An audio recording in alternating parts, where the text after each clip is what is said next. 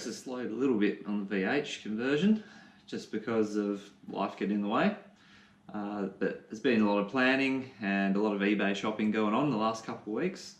So I've sorted out, done a lot of research into the fuel system and the fuel lines and what I need for that. So I'll take you through that once we get all those bits delivered. And also, one of the things we wanted to do was relocate the battery to the rear. Just one of those incidental things that you want to do when you're doing this conversion or any sort of race car conversion. Move the battery to the boot, then you can keep a lower center of gravity, bit of better weight distribution, and cleans up the engine bay as well.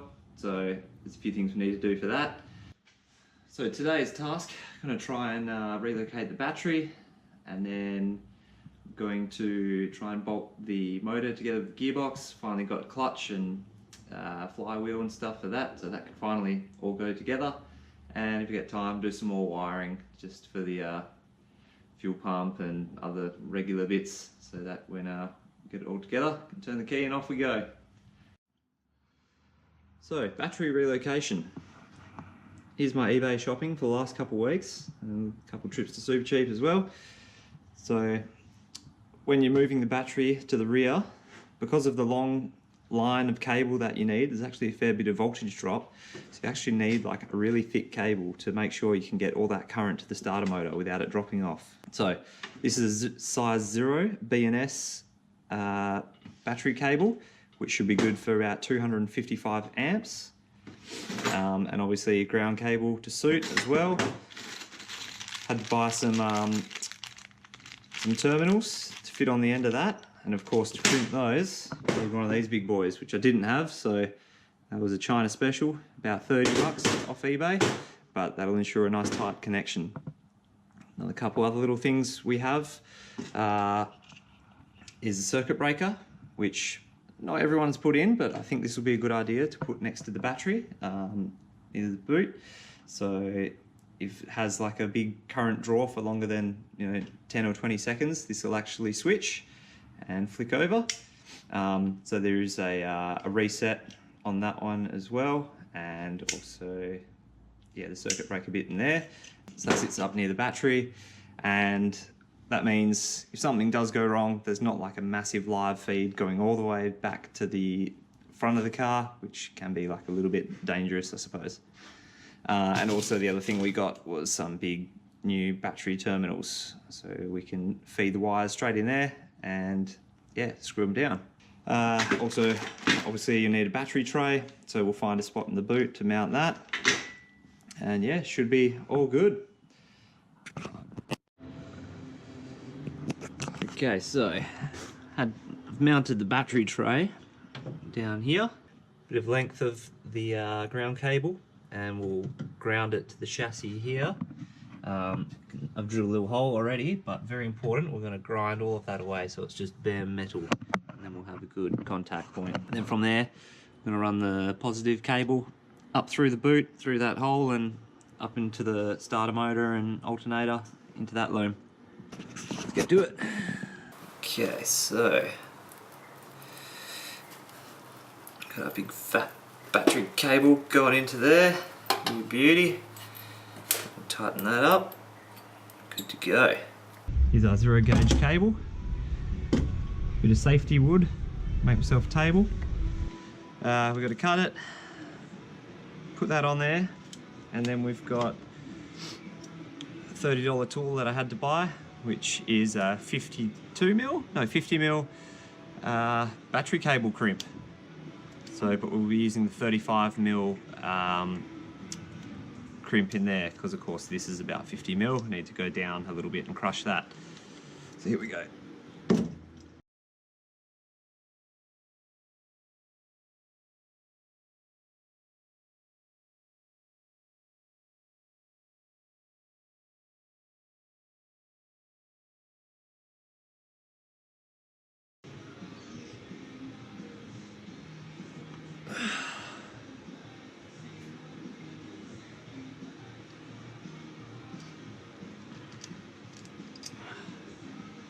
Alright,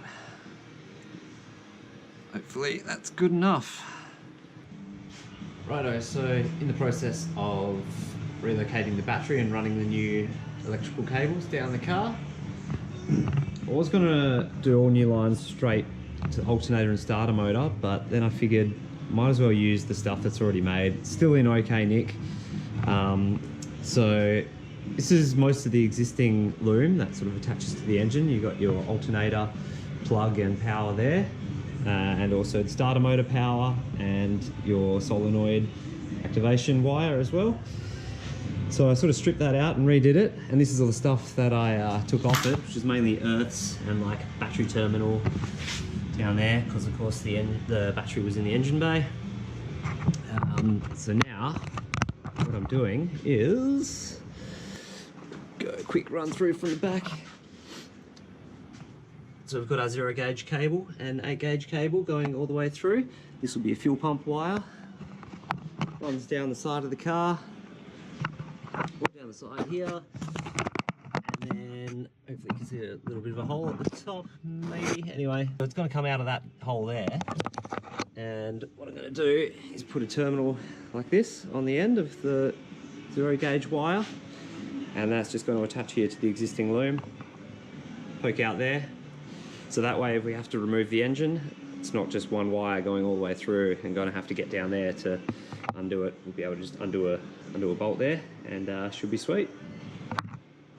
So obviously one of the things you're going to need to install, which I didn't realise until sort of got all the conversion bits, is this clutch bleeder extension. Because we've drained everything out of the hydraulic system, when we put it back in, there's normally a small short bleeder screw that sits into here. Oh, there it is, and that sits there. Don't know how the hell the factory bleed it, but that's supposed to be an access port, but it's near on impossible to get any tool in there to actually bleed it. So the idea is we'll remove this, which I've already loosened, and we'll put on this hose here, either this way or the other way, and then you've got somewhere to access it from outside the gearbox once it's all put together and it's all in the car. The other step is to put this, I don't know what you call it, adapter ring spacer thing behind here, this nose cone, to just space it forward a little bit. So we'll do that. Spacer, feed out there, watch that P-clamp put on.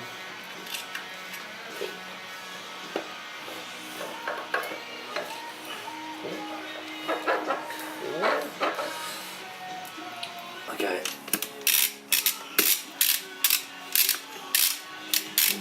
Roughly the right spot, but it doesn't seem to want to start the thread. I'm sure those bolts are the right size. Yeah, they look the same as the old one, just a little bit longer. So frustrating when you do stuff and it doesn't fit, or in our case, a couple of the bolts.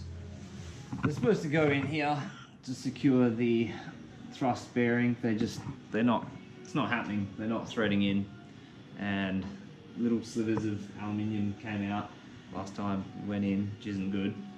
So Dad's just gone to find some longer bolts. Hopefully that solves the problem.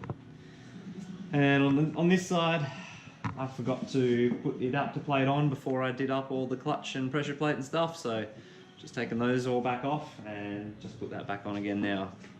So yeah, winning. So I had to take the clutch and pressure plate off because the adapter plate doesn't fit over the top of the pressure plate. And I'm not even sure that it fits over the flywheel, but the instructions say it does, so I'm gonna try wang on my way in there. Okay, this time the adapter plate goes on. Hopefully I got it on the right side as well. It should be. And now the flywheel could go back on. There's no way it was going on without taking this off.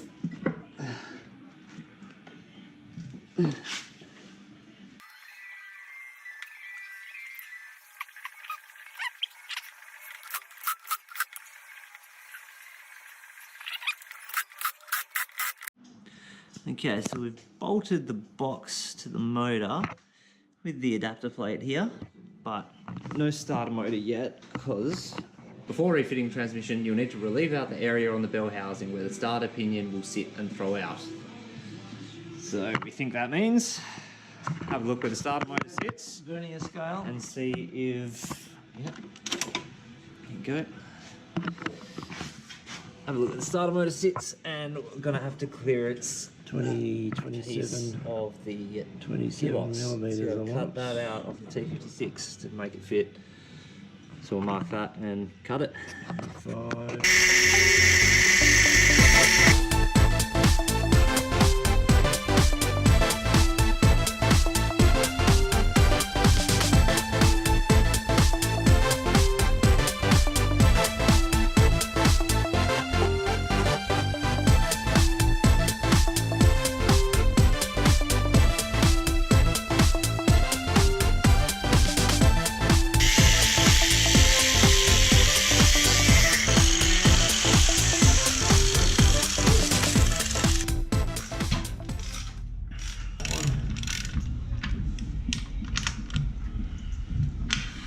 The motor's tight enough now though.